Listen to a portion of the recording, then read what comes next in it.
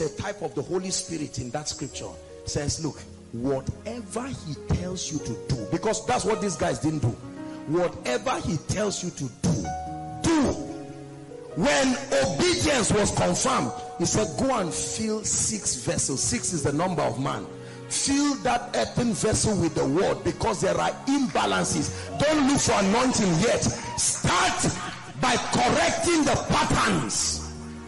The vessels are empty, so fill them with water. There needs to be a purification and a purging. You cannot put new wine in an old wineskin. So they go to the man and say, oh God, miracles are not happening in the crusades. Can you give me anointing? And God says, sit down. Not anointing yet. I need to teach you the precepts. There is an error and an erroneous understanding you are carrying, and if you are anointed upon that error, you will convince people that because you are producing miracles with that error, it means it's correct. So I need to work upon you, because there is a pure breed that I want to bring. There's an army rising up. There's an army rising up.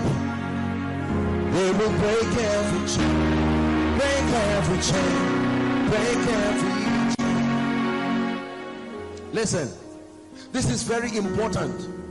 One of the error that I see, especially with those who are arising. Now let me balance this. After accusing fathers of faith, lambasting people, the young people want to jump process straight and carry anointing. Not so. You will never walk with God that way. No matter how many years you have been a preacher, when you start working with God, you go back and start again. That one you have been doing is your pattern.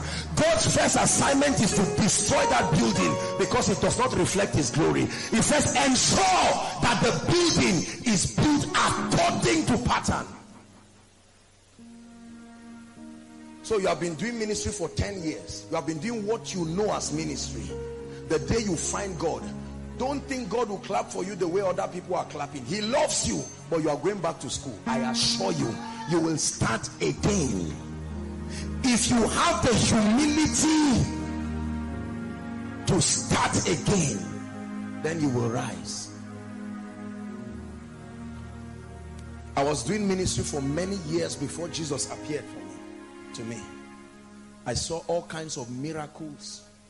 I saw what you would call the key to rise and do miracles. I saw unusual miracles with all humility.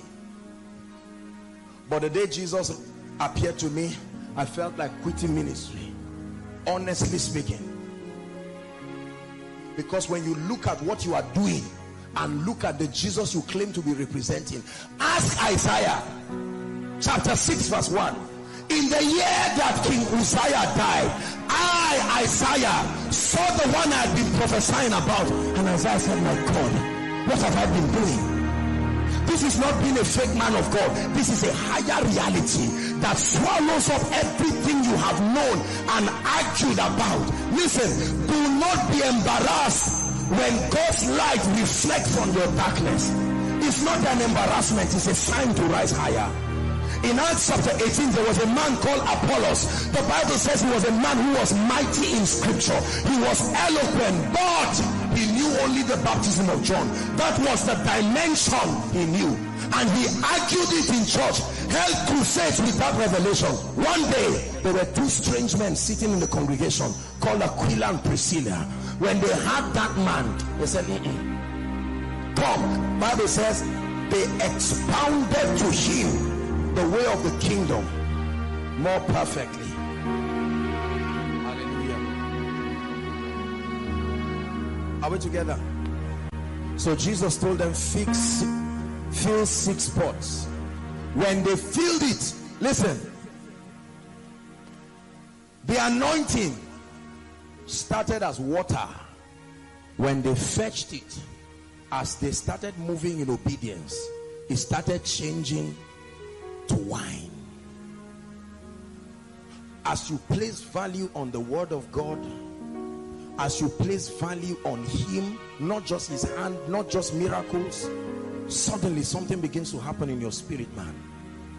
The scripture you thought was just memory verse, the power